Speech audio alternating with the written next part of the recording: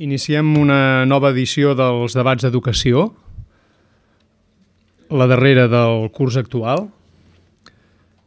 Per als no habituals voldria recordar que Debats d'Educació és una iniciativa de la Fundació Jaume Bofill i dels Estudis de Psicologia i Ciències de l'Educació de la Universitat Oberta de Catalunya, que vam iniciar l'any 2003 i que, per tant, es troba en el moment actual en la seva 6a edició. No voldria deixar d'agrair en aquest moment d'inici al MACBA la possibilitat repetida que ens dona de portar a terme aquest debat en aquest magnífic espai. L'objectiu de Debats d'Educació és promoure un fòrum de discussió i de sensibilització entorn dels temes d'actualitat i de fons que considerem clau en relació a les qüestions a què ha de donar resposta al sistema educatiu davant els reptes que li planteja el nostre complex context social, polític i econòmic. Per aquest propòsit, aquest curs hem comptat amb les intervencions de Daniel Penach, de Zygmunt Bauman, de Julio Caravagna, la darrera de David Hopkins. Totes les seves ponències, com sempre, les podreu trobar recollides en la web dels debats d'educació, a què també, si voleu, us podreu subscriure per rebre puntualment tota la informació de les properes edicions.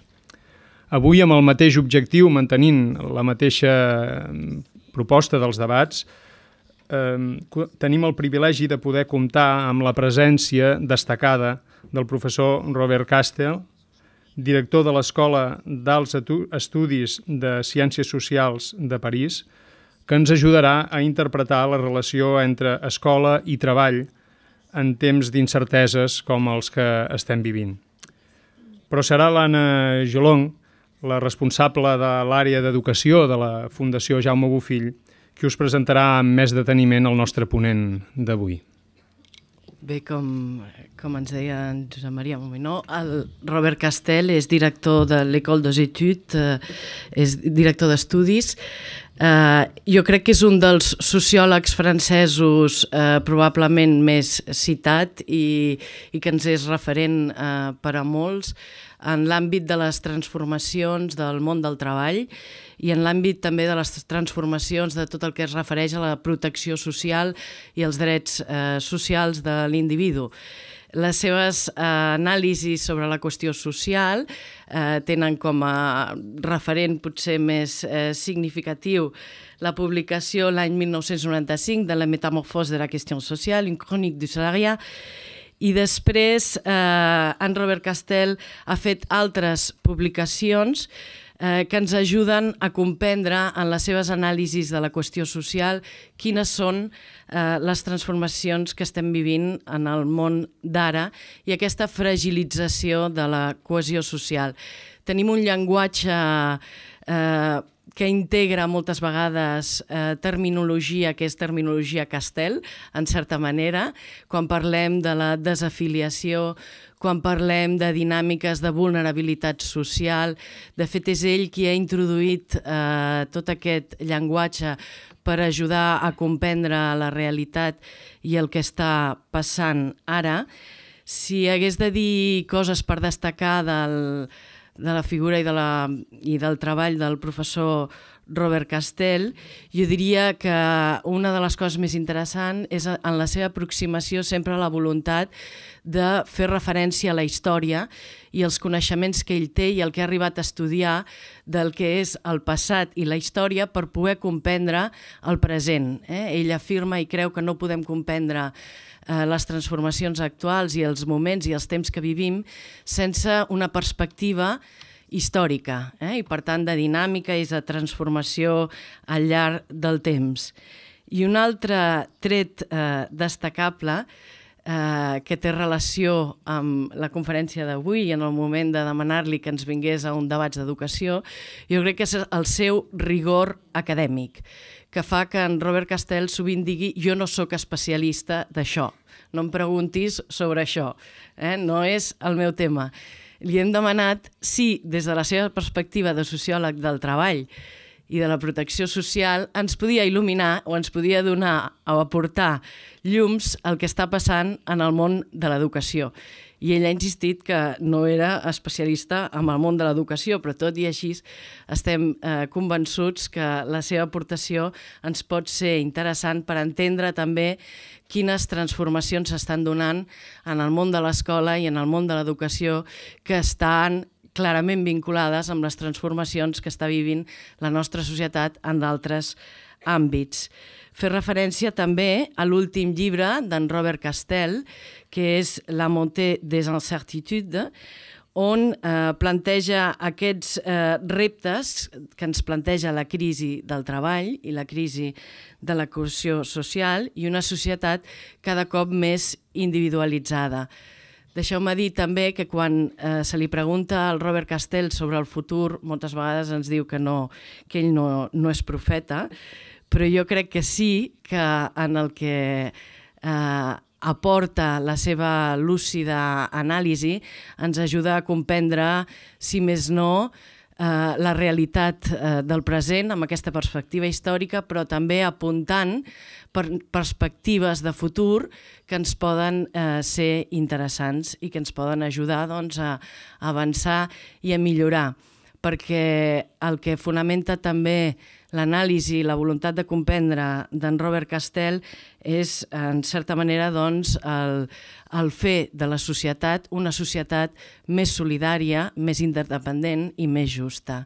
Moltes gràcies, al professor Robert Castel per haver volgut participar avui d'un debat d'educació i, sense més, li donem la paraula.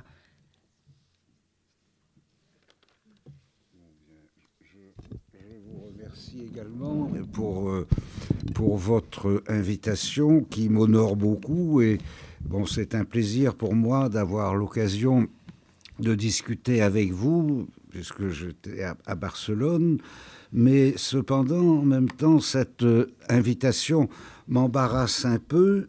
Bon, tout d'abord, je suis obligé de vous demander de m'excuser d'être incapable de parler catalan ou même castillan. C'est un premier handicap.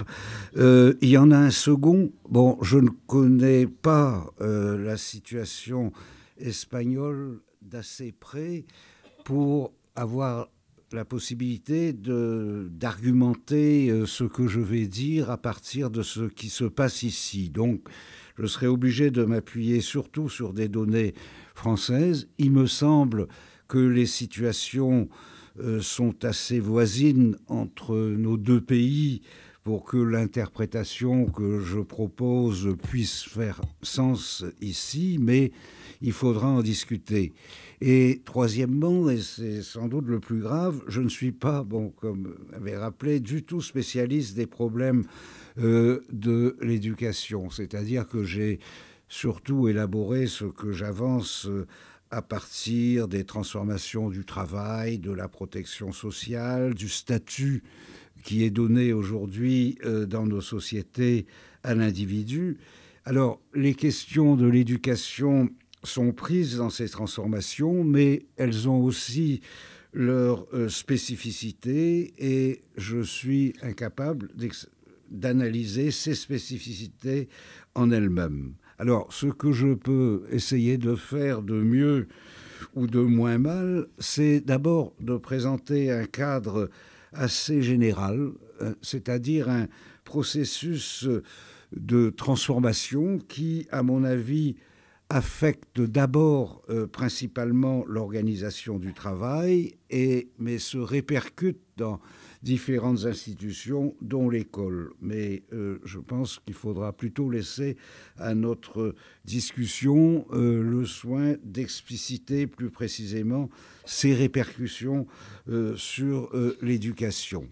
Alors, bon, donc d'ailleurs, en discutant un petit peu avec Anna Jolon, là, nous avons pensé intituler ce que je vais vous dire « La crise de la cohésion sociale, travail et école, ou école et travail dans un temps d'incertitude », avec les réserves que je viens de dire sur l'école.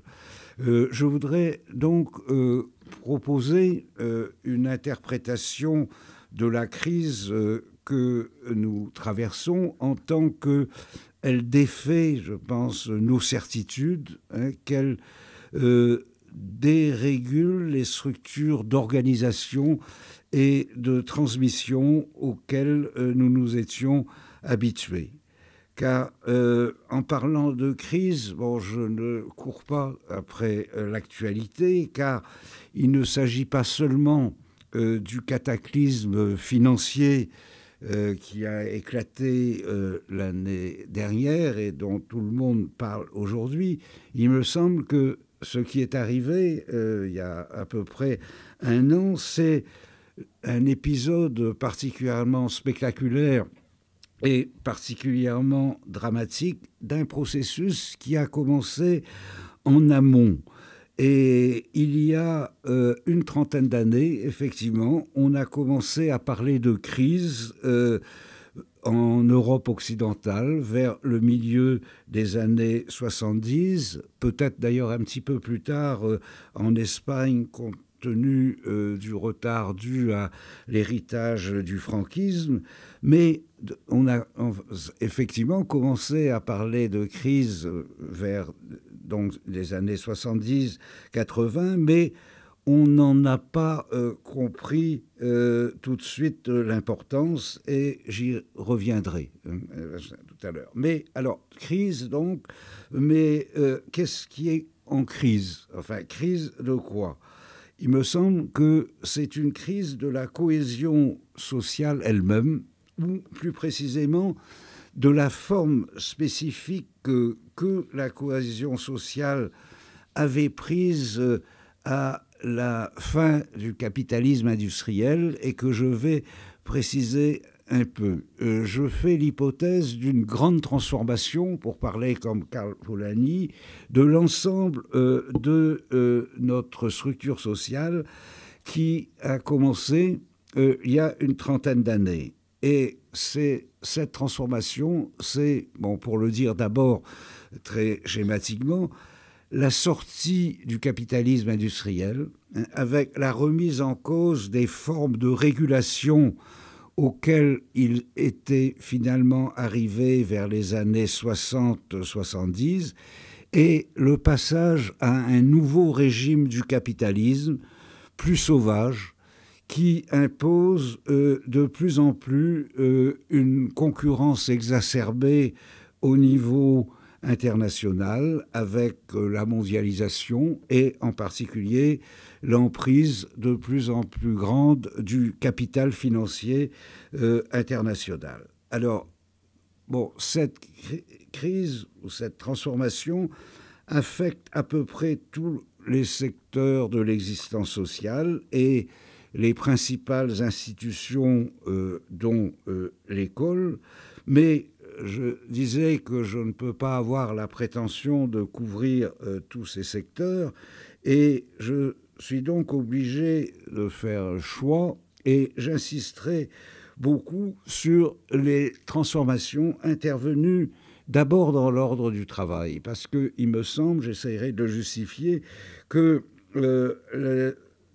ces transformations de l'ordre du travail sont un peu comme l'épicentre de cette crise, qui ensuite se répercute bien au-delà, et d'abord, je crois, dans le secteur des protections, de la protection sociale. Et je pense qu'il y a une relation profonde entre crise du travail et crise de la protection sociale, que j'essayerai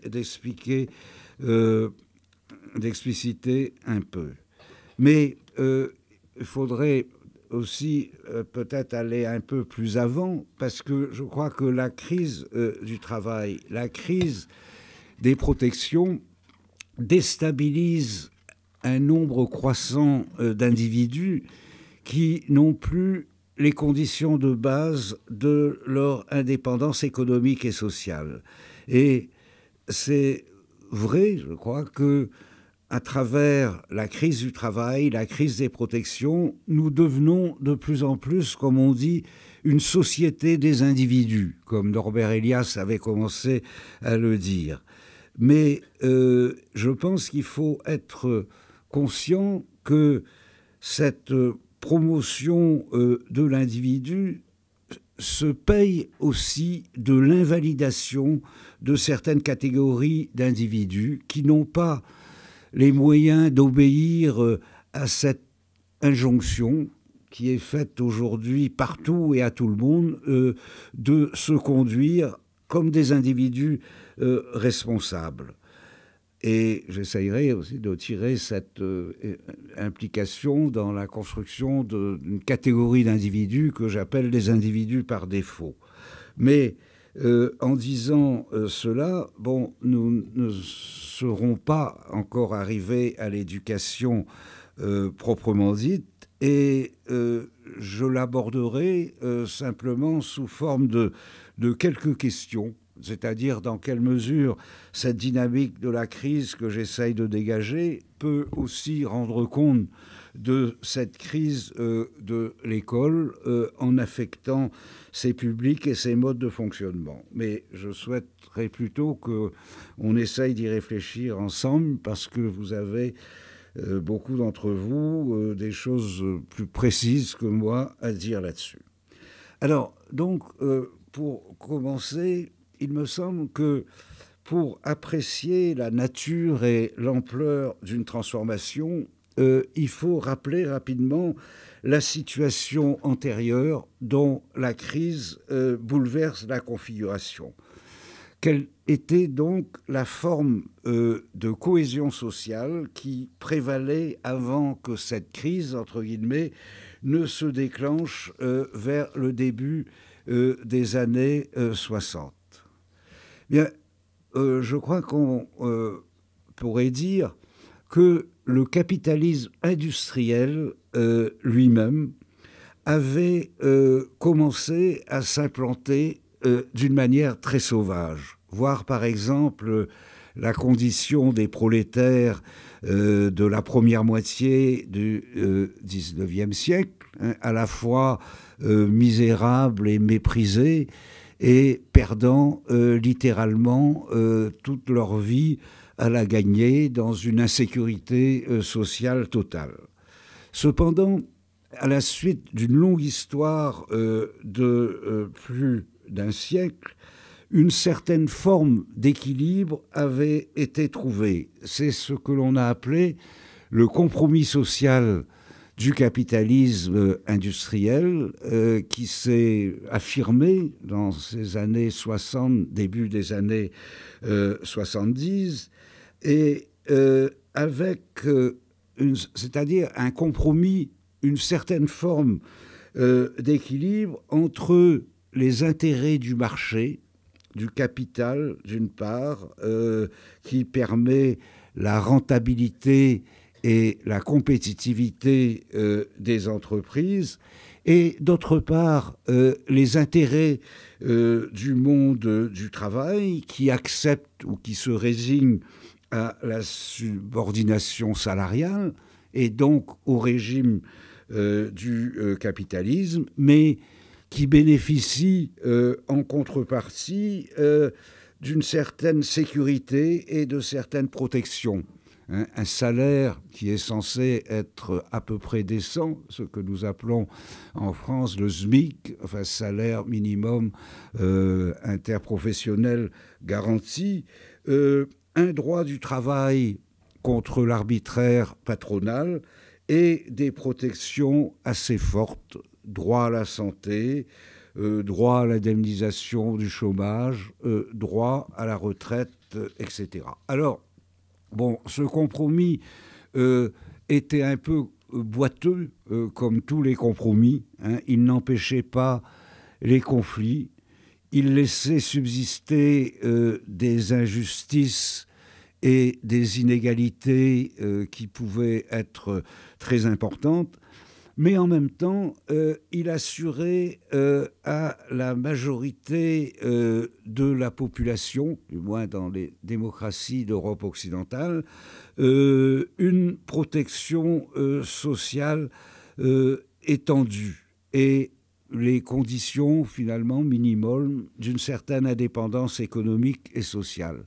Alors, ce n'était pas une solution héroïque des problèmes, en particulier la révolution n'avait pas eu lieu, du moins en Europe occidentale, mais ce n'était pas du tout pour autant une différence marginale, c'était, je crois, quasi un changement de nature dans la condition salariale. Et d'ailleurs, pour s'en convaincre, il suffirait de comparer la situation de ce prolétaire misérable et méprisé que j'ai évoqué tout de suite, là, avec ce qu'était devenu un salarié moyen dans les années 60-70, en France, en Allemagne, en Grande-Bretagne.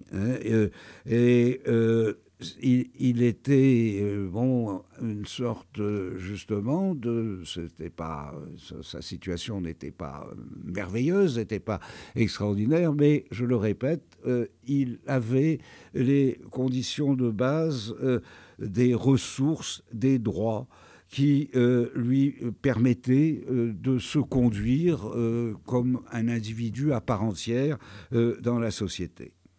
Cependant, et d'ailleurs c'est pour ça que j'ai fait ce petit détour historique, peut-être aussi parce que faire des détours par l'histoire, c'est un petit peu mon vice, mais enfin j'espère que ça éclaire un petit peu les choses, parce que cette consolidation de la condition salariale que je viens d'évoquer, cette promotion d'une sécurité sociale assez généralisée, s'était faite à travers des formes d'organisation collective.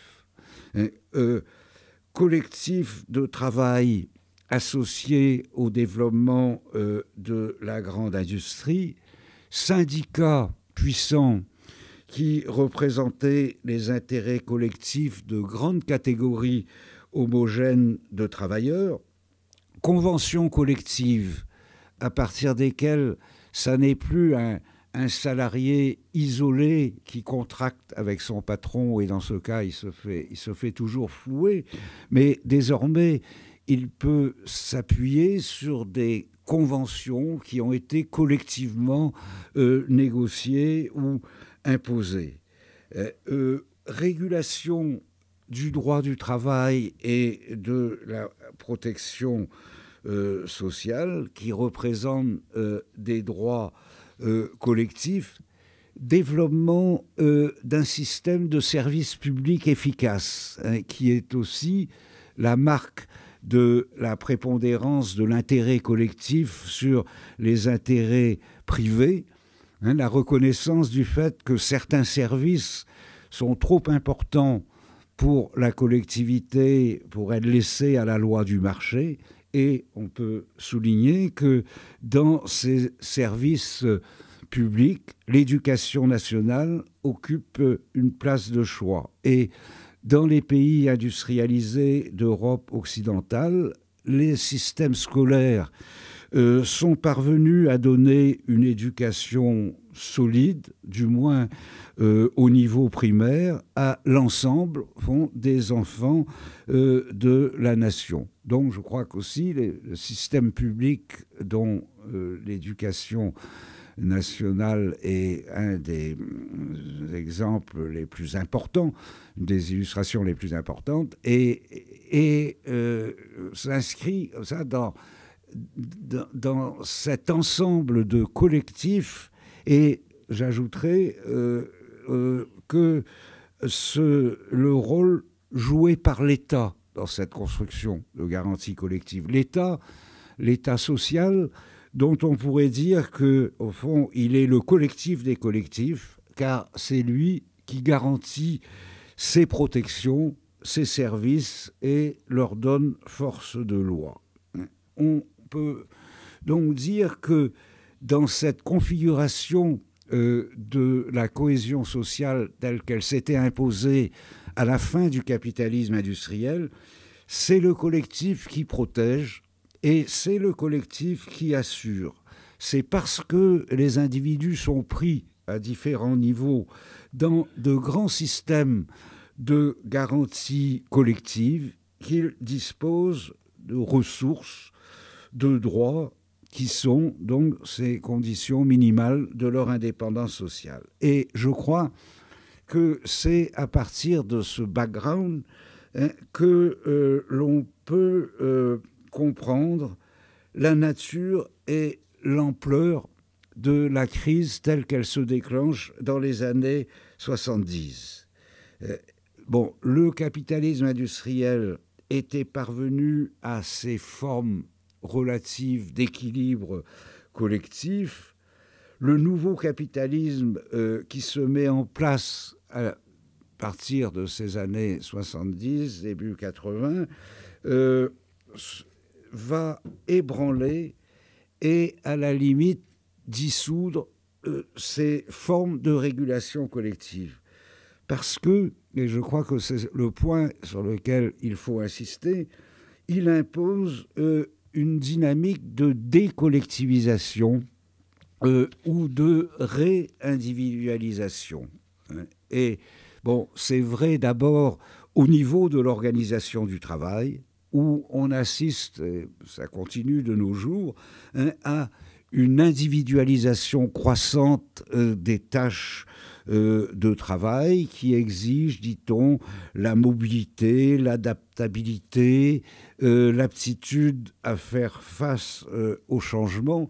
Et c'est en même temps l'éclatement de la plupart des collectifs de travail. Et même, par exemple, dans ces grands bastions du capitalisme industriel, comme les usines de construction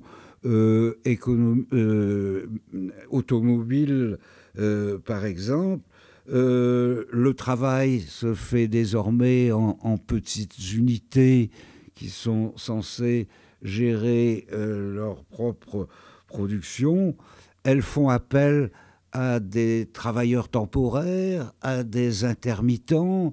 Elles pratiquent largement la sous-traitance. Et donc, les anciens collectifs de travail, dont le taylorisme était le paradigme, sont cassés. Et le plus souvent, les employés, les travailleurs, sont renvoyés à eux-mêmes et mis en concurrence les uns par rapport aux autres ou les uns contre les autres. Mais je crois que la même mise en mobilité s'observe sur le plan des carrières professionnelles qui également sont de moins en moins inscrites dans les régulations collectives de l'emploi stable. Il faut souvent changer d'emploi, passer par des alternances d'emploi et de non-emploi, se retrouver parfois au chômage. Et je crois qu'on pourrait dire d'ailleurs que le chômage de masse et la précarisation des relations de travail sont sans doute les deux grandes caractéristiques nouvelles qui surplombent désormais aujourd'hui le monde du travail et qui sont tout à fait différente de la situation qui prévalait il y a 30 ans, caractérisée par le quasi-plein emploi et par l'hégémonie d'un statut de l'emploi à temps complet et fermement encadré par le droit du travail et la protection sociale. Et c'est évidemment un changement fondamental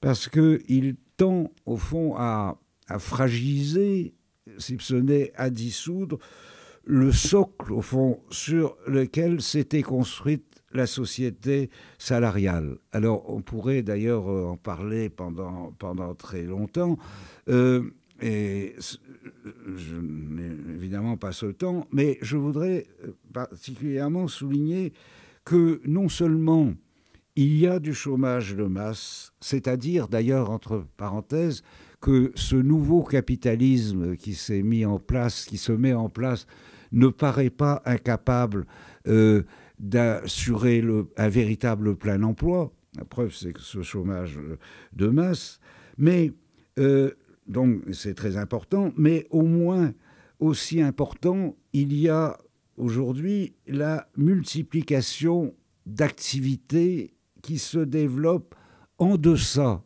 de l'emploi, qui sont mal rémunérés, mal protégés, comme si ce nouveau capitalisme n'était pas tellement intéressé par un vrai plein emploi, parce que l'emploi, c'est coûteux, ça donne des garanties aux travailleurs qui peuvent être conçus comme des obstacles au libre déploiement des entreprises. Mais en tout cas, même s'il n'a pas besoin de plein emploi, il a besoin de la pleine activité, parce qu'on n'a pas inventé beaucoup autre chose que le travail pour produire les richesses. Alors, il faut travailler. Il faut que tout le monde travaille.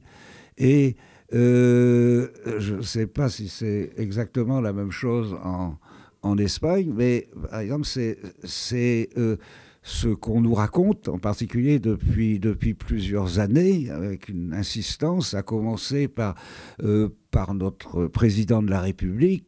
Il faut, à travers d'ailleurs en même temps une condamnation des gens qui ne travaillent pas, des assistés qui sont perçus comme des parasites, des chômeurs qu'on accuse souvent d'être des chômeurs volontaires, comme si c'était de leur faute. Mais bon, il y a une sorte de chantage qui s'exerce au fait que tout le monde doit travailler. Mais si tout le monde doit travailler, il ne faut pas être trop regardant. Et à la limite, il ne faut pas être regardant du tout sur les contreparties attachés au travail en termes à la fois de salaire et de protection sociale. Et c'est ainsi, par exemple, qu'on devient un travailleur pauvre. Et la catégorie de travailleurs pauvres a refait surface, si je puis dire, dans le paysage social, du moins en France, depuis une dizaine d'années. Parce que, bon, il y avait évidemment toujours eu des travailleurs pauvres, et ça avait été même de manière séculaire, la caractérisation de la condition de travailleur avant, justement, ce développement du compromis social dont j'ai parlé tout à l'heure. Mais désormais, on voit ressurgir cette figure du travailleur pauvre, c'est-à-dire qu'il y a des gens qui travaillent, mais qui, à travers leur travail, n'arrivent plus à tirer les ressources de base pour satisfaire à leurs besoins et à ceux de leur famille. Donc, je crois, transformation considérable dans l'ordre du travail, dont on pourrait parler plus longtemps, mais j'ajoute que ces changements intervenus dans l'ordre du travail ont une incidence directe sur le système des protections. Et que cette relation entre régime du travail et régime des protections soit directe, c'est une quasi-évidence, du moins en France en particulier, où les protections sociales, en tout cas les protections les plus fortes, avaient été construites justement sur la base d'un travail stable. Et c'est le système des assurances, des assurances sociales qui, en France, mais je crois en partie aussi en Espagne, est essentiellement financé à partir des cotisations patronales et salariales issues du travail. Et on comprend que ce système soit gravement affecté par le chômage de masse et cette précarisation du travail dont je viens de parler. Parce qu'il y a un nombre croissant de gens qui ne peuvent plus bénéficier de ce type de protection, soit parce qu'ils ne travaillent pas, le chômage par exemple, soit qu'ils travaillent sous des formes tellement précaires, tellement dégradées, qu'ils ne peuvent s'auto-assurer à partir de leur travail. Et c'est pourquoi, et je pense que ça n'est pas un hasard, à partir, en tout cas en France, mais il faudra discuter éventuellement des corrélations avec l'Espagne, mais en France, c'est à partir du milieu, justement, des années 75 qu'on a vu se multiplier un autre type de protection qui obéissent à la logique des minima sociaux, dont le revenu minimum d'activité, dont vous avez sans doute entendu parler, ce qu'on appelle le RMI, est particulièrement caractéristique, mais je crois qu'il faut ajouter toute une nébuleuse de mesures, ce qu'on appelle les politiques d'insertion, la politique de la ville, le traitement social du chômage et une foule de mesures dites de lutte contre la précarité et l'exclusion sociale, dont je suppose que vous avez au moins partiellement l'équivalent en Espagne. Et alors, je crois qu'il faut remarquer que, d'une part, évidemment, ces protections sont inférieures à celles qui avaient été construites à partir du travail, mais aussi qu'elles sont accordées sous conditions de ressources, comme on dit. C'est-à-dire que leurs bénéficiaires doivent montrer qu'ils sont dans le manque. Enfin, ils ont besoin de ces prestations parce que ils sont en deçà du régime commun des échanges alimentés par le travail. Alors, je ne dis pas ça d'ailleurs du tout pour condamner ces mesures qui sont utiles et même nécessaires pour des personnes en grande difficulté, mais je crois qu'il faut néanmoins constater que cette infériorité de ce type de protection et qui aboutissent d'ailleurs à la limite à des situations un peu curieuses et un petit peu bâtardes où des gens se retrouvent à moitié des travailleurs et à moitié des assistés. Je pourrais prendre des exemples, mais je ne voudrais pas vous lasser, parce qu'en plus, ça devrait être des exemples français, puisque je ne peux pas appuyer sur un matériel espagnol, mais il y a ce que nous appelons, par exemple, les contrats aidés, ou bien toutes des mesures très importantes qui se mettent en place en ce moment, et on appelle le revenu de solidarité active, et qui sont présentés comme la grande mesure sociale du gouvernement Sarkozy. Bien, ça veut dire qu'on incite des gens à reprendre du travail, mais évidemment, c'est souvent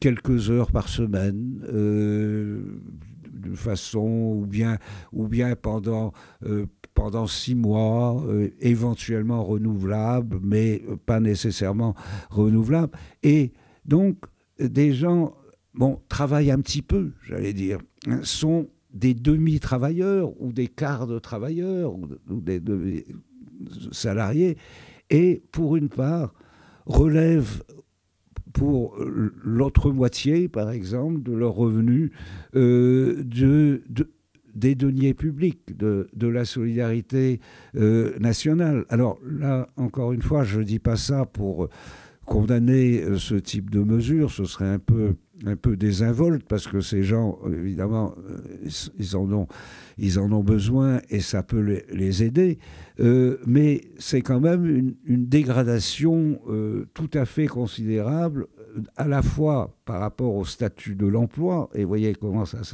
s'articule, et aussi par rapport à un système justement de protection construit à partir du travail. Et on pourrait peut-être traduire cela en disant qu'on assiste à une certaine remarchandisation du travail et une certaine remarchandisation de la protection sociale également. Hein. Bon, je crois qu'il faut ici, ne pas avoir des affirmations trop brutales. S'agissant de la protection sociale, c'est pas une marchandisation directe. Hein. On ne vend pas ces protections sur un marché comme un produit commercial. On ne peut pas vendre son droit à la retraite, par exemple, sur un marché. Mais je crois qu'on peut constater que ces protections inconditionnelles qui étaient tout à fait en dehors de la logique du marché, comme le droit à la retraite, sont de plus en plus concurrencées par cet autre type de protection qui relève de la logique des minima sociaux et qui sont de plus en plus livrés justement sous condition de contrepartie.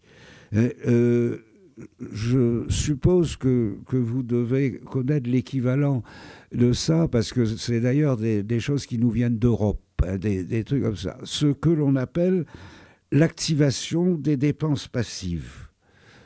L'activation des dépenses passives, ça veut dire qu'on ne devrait plus accorder automatiquement des ressources ou des revenus. Il devrait y avoir toujours une contrepartie de la part du bénéficiaire. Autrement dit, il faut que la personne que l'on aide donne quelque chose en retour, fasse un effort, ceci pour la faire s'activer, pour qu'elle ne soit pas un consommateur passif de prestations, un simple assisté. Ce qui part certainement d'une bonne intention, parce que c'est jamais bon d'être un pur assisté, mais il faut constater en même temps que c'est l'introduction d'une logique marchande dans les politiques sociales. Hein, c'est du donnant-donnant, hein, pas de prestations sans contrepartie. Or, je pense que c'est peut-être demander beaucoup et trop à des gens qui ont très peu à donner. Hein, parce que c'est vrai que un bénéficiaire de prestations sociales, c'est quelqu'un qui est en situation difficile, qui par exemple n'a pas de travail, a un certain nombre de problèmes, et c'est peut-être trop lui demander. Hein, par exemple, de construire, comme ça se fait en France dans les politiques d'insertion. Hein, bon, t'es paumé, t'es dans le malheur, fais un projet de vie, hein, pour changer ta vie. Enfin, un contrat. Hein, on ne demande pas ça tous les jours à tout le monde, hein, parce que et même on ne le demande pas souvent à des gens qui ont des positions assez stables, assez assurées. Et je pense, mais en même temps, je donne ça à discuter, évidemment, mais que donc cette introduction de la logique de contrepartie, c'est donc l'introduction d'une logique marchande dans un espace qui, à mon avis, ne devrait pas être celui-là. Parce que il me semble que les gens qui sont en difficulté devraient avoir un droit au secours, c'est-à-dire parce qu'ils sont considérés comme des citoyens, et dans ce cas, ils ont le droit d'être secourus, et donc qui n'ont pas à entrer dans cette logique marchande de la contrepartie, parce que d'ailleurs, provisoirement, ils sont, au moins provisoirement, ils sont incapables de l'assumer. Alors, bon, en tout cas, je soumets évidemment, parce que je souhaiterais qu'on ait une discussion, ça, pour qu'on puisse en discuter. Et d'ailleurs, j'en tirerai une autre implication de cette grande transformation qui concerne le statut de l'individu lui-même, ou en tout cas d'un grand nombre d'individus que j'ai proposé d'appeler, entre guillemets, évidemment, individus par défaut ou par manque, parce que la dégradation du travail, la dégradation des protections peut entraîner une dégradation de l'individu lui-même, ou du moins de certaines catégories d'individus qui sont privés de la capacité de se conduire avec ce minimum d'indépendance dont je parlais tout à l'heure. Et je crois qu'on peut comprendre ça. D'ailleurs, si on comprend qu'un individu, c'est pas une espèce d'entité comme ça qui tombe du ciel, armée de toutes ses capacités. Pour pouvoir se conduire comme un individu, il me semble qu'il faut des conditions, des supports. Et d'ailleurs, l'histoire sociale montre, même si je n'ai pas le temps de déployer cette démonstration, que l'individu moderne, pour être affranchi du besoin, pour pouvoir se conduire comme un être responsable, a d'abord eu besoin du support de la propriété. Et c'est d'ailleurs pour cela que les prolétaires que j'ai évoqués tout à l'heure n'avaient pas, à proprement parler, le statut d'individu. Ils étaient complètement méprisés, ils étaient conçus comme de nouveaux barbares, comme on disait à l'époque, et ils n'avaient vraiment rien à voir avec la déclaration de l'individu moderne telle qu'elle est affichée, par exemple, dans la déclaration des droits de l'homme et du citoyen, libre, responsable. Bon, le prolétaire ne pouvait pas être ça. Et par contre, effectivement, ces prolétaires misérables ont acquis le statut d'individu à part entière lorsqu'ils ont acquis ou conquis des droits. Ils sont devenus propriétaires de ressources et de droits suffisants pour être affranchis du besoin. Et je crois qu'on pourrait dire qu'il y a eu une généralisation ou une démocratisation de la capacité d'être positivement un individu à partir du moment où la grande majorité de la population d'un pays comme la France, par exemple, mais pas seulement, a disposé de ses ressources et de ses protections pour qu'il puisse conduire sa vie avec cette indépendance. Et c'est donc, bon, je reviens pas, mais j'insiste sur le fait que c'était sur la solidité du statut de l'emploi que ce travailleur tirait l'essentiel de ses ressources et de ses protections.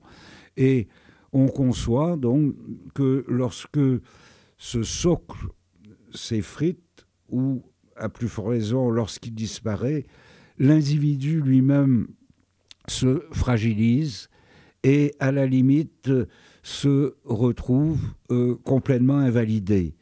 C'est le cas, par exemple, du chômeur de longue durée. Je crois que toutes les études sur le chômage montrent bien que ce que le chômeur perd, ce n'est pas seulement ses revenus.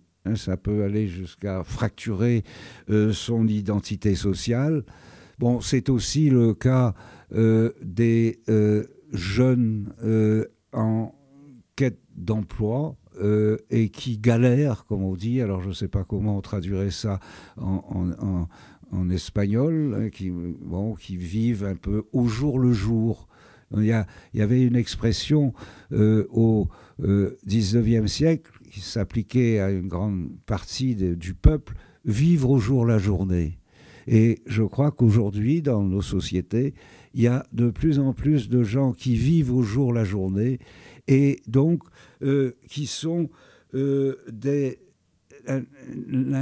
dans l'incapacité d'être pleinement des individus. Non pas qu'ils n'aient pas envie de l'être, hein, et simplement, il ne leur est pas donné les moyens d'être ces individus qui voudraient être, parce qu'ils manquent de ressources, de support pour réaliser cette aspiration d'être les individus. Et donc, il me semble que, à une époque où, en particulier, l'idéologie libérale est dominante, hein, où on célèbre comme ça l'individu, le sens des responsabilités, le goût d'entreprendre, la nécessité de se libérer des contraintes étatiques et bureaucratiques. Bon, il faut interroger cette aussi idéologie dominante. Enfin, parce que moi personnellement, je pense que l'individu est bien la valeur de référence de notre société, et que être un individu libre et responsable, dans la lignée d'ailleurs de la Déclaration des droits de l'homme et du citoyen, est un bel idéal, et peut-être même un idéal indépassable, mais seulement, sociologiquement parlant, ça reste souvent un idéal, parce qu'il y a des manières problématiques d'être un individu, et même des situations, et elles sont sans doute de plus en plus nombreuses, où justement les individus manquent de ces ressources de base. Autrement dit, et c'est un thème aussi que je propose pour que nous y réfléchissions, hein, la dynamique de la modernité, qui a été la dynamique de la promotion, effectivement, de l'individu, peut aussi porter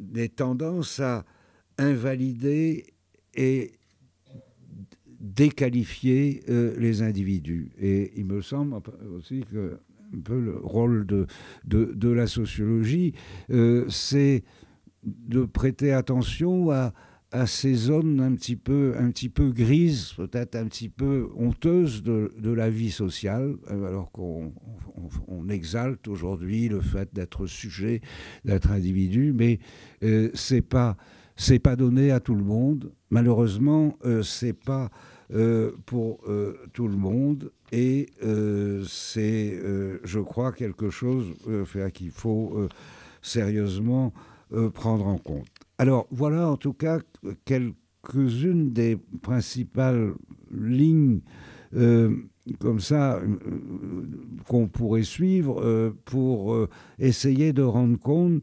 de cette crise actuelle, hein, donc comme affaiblissement des régulations donc construites à la fin du capitalisme industriel. Et d'ailleurs, peut-être qu'on pourrait prendre le cas de la crise que nous vivons actuellement, cette crise financière qui a éclaté l'année dernière, comme finalement un passage à la limite, hein, de cette dynamique de dérégulation que j'ai évoquée. Parce que, bon, je sais bien que cette crise, c'est d'abord une crise financière, et qui a sa spécificité au niveau des dysfonctionnements de la finance internationale, la folie des banques, etc. Mais en même temps, je crois qu'on peut faire une analyse, on pourrait dire, systémique de cette crise. C'est-à-dire que c'est pas pour rien qu'elle a éclaté il y a à peu près un an, là, c'est-à-dire finalement dans le prolongement de ces dynamiques de déprotection, hein, qui affectaient l'ordre du travail, l'ordre de la protection sociale. C'est-à-dire que on nous a répété depuis 20 ans, depuis 30 ans, que les protections sociales étaient trop fortes, que l'État social était trop puissant, que le droit du travail était un obstacle au libre déploiement des entreprises. Et il y a eu un certain nombre de réformes d'inspiration libérale qui ont rogné sur ces protections. Et je crois on pourrait voir, bon ça aussi c'est une interprétation que je vous propose et que je conçois qu'on puisse la discuter, bon ben que la financiarisation totale c'est au bout de ce processus. Il y a un vieux proverbe chinois qui dit le poisson pourrit par la tête. Mais la tête ne pourrirait pas si le corps n'était pas d'abord malade, gangréné. Et je crois, bon, évidemment, c'est une métaphore, mais la tête du capitalisme aujourd'hui, c'est le capital financier international, et apparemment, il y a quelque chose d'un petit peu pourri quand même dans son fonctionnement, mais justement, ça, me semble-t-il, ça ne serait pas arrivé si ça n'avait pas été préfacé, préparé dans ce qui s'était passé d'abord dans le corps, c'est-à-dire au niveau de ce qu'on appelle l'économie réelle et de l'organisation du travail social. C'est en tout cas, disons, une hypothèse que je voudrais vous soumettre à la discussion et bien entendu aussi à vos critiques. Alors, bon...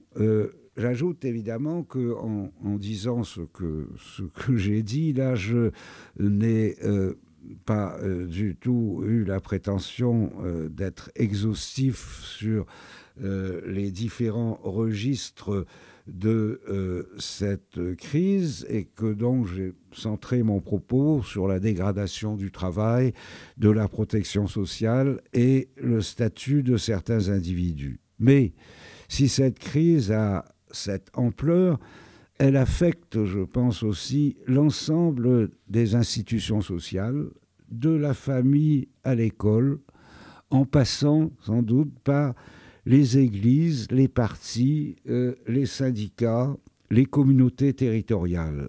Mais elle les affecte selon des formes spécifiques, je crois qu'il faut analyser pour elles-mêmes, parce que heureusement ou malheureusement, il n'y a pas d'esprit encyclopédique qui puisse couvrir tous ces champs, et c'est pourquoi il y a des spécialistes de ces différentes questions, et en particulier des sociologues de l'éducation. Et je ne peux pas prétendre prendre cette place. Je dirais seulement que je crois aussi qu'on peut parler aujourd'hui d'une crise du système éducatif entendue comme une modalité de cette crise générale. Il y a en France un bon sociologue, il n'est pas le seul d'ailleurs, mais en particulier, je pense, particulièrement intéressant, qui s'appelle François Dubé, peut-être certains d'entre vous le connaissent, qui parle de la crise du programme institutionnel de l'école. Je crois que de fait, le rôle de l'école, bon, en particulier l'école républicaine en France, enfin l'école publique, laïque, gratuite et obligatoire, a été fondamental pour construire l'unité nationale. Et ce serait d'ailleurs peut-être une différence importante avec l'Espagne, qui, pour le meilleur ou pour le pire d'ailleurs, rend, je crois, dans une grande mesure compte de cette espèce de centralisme et d'homogénéité de la société française. Mais alors, François Dubé parle du déclin de l'institution scolaire pour décrire les difficultés croissantes que rencontre l'école pour réaliser un tel problème.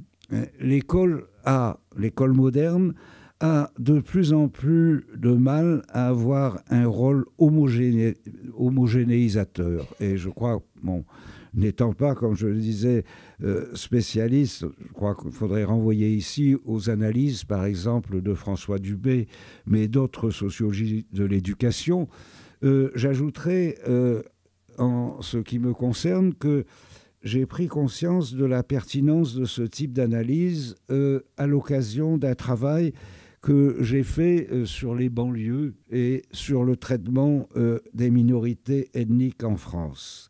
Et il me semble que la situation scolaire dans les banlieues françaises illustre bien cet échec actuel du système scolaire à imposer une culture commune à des jeunes qui appartiennent aux milieux les plus défavorisés et qui sont souvent d'origine immigrée.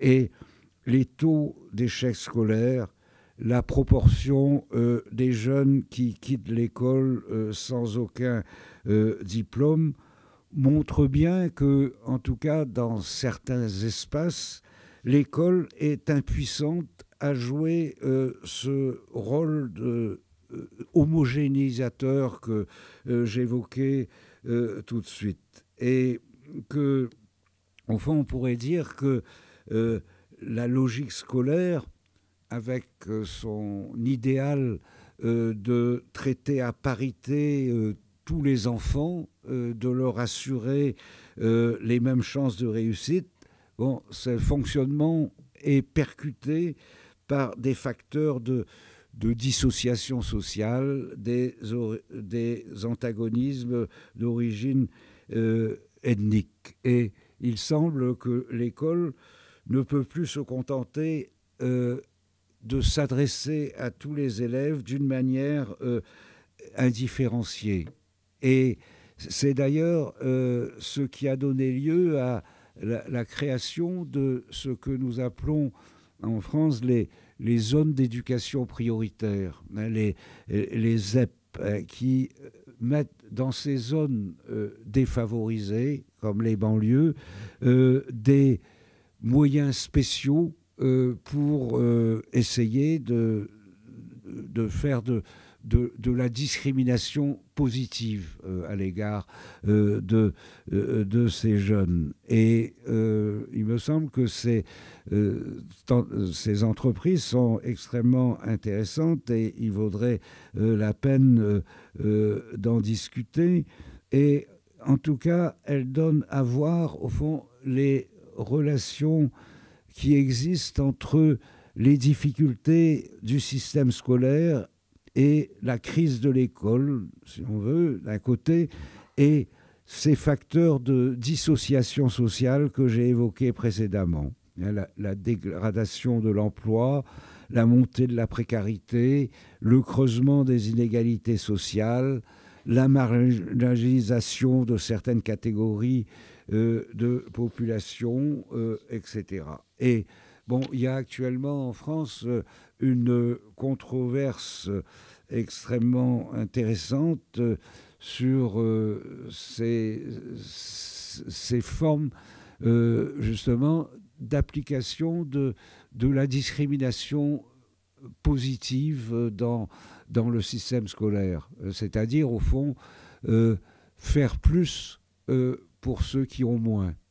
Et donc déployer des efforts spéciaux en direction de ces élèves en difficulté. Ce qui est objet de controverses, en particulier les partisans les plus intransigeants de l'école classique, vous voyez, qui dénoncent ces pratiques comme contradictoires par rapport à l'idéal de l'école, de traiter à parité tous les élèves. Et il y a actuellement des débats là-dessus en France, mais moi j'aurais tendance à défendre ces mesures de discrimination positive, parce que je crois qu'on constate qu'une application trop rigide du modèle homogénéisant de l'école a des effets contradictoires et aboutit souvent à creuser les inégalités, parce qu'elle exclut un nombre, elle exclut certaines catégories d'élèves, parce qu'elle fonctionne souvent d'une manière très élitiste, et la compétitivité, la recherche de la performance bénéficie aux meilleurs et laisse de côté beaucoup d'autres. Et de surcroît, elle culpabilise ceux qui échouent, hein, parce que s'ils échouent, on dit c'est de leur faute, parce qu'ils ont été traités comme les autres, ils sont responsables de leur échec. Et c'est pourquoi il me semble qu'une attention spéciale, des efforts spéciaux en direction de catégories d'élèves défavorisés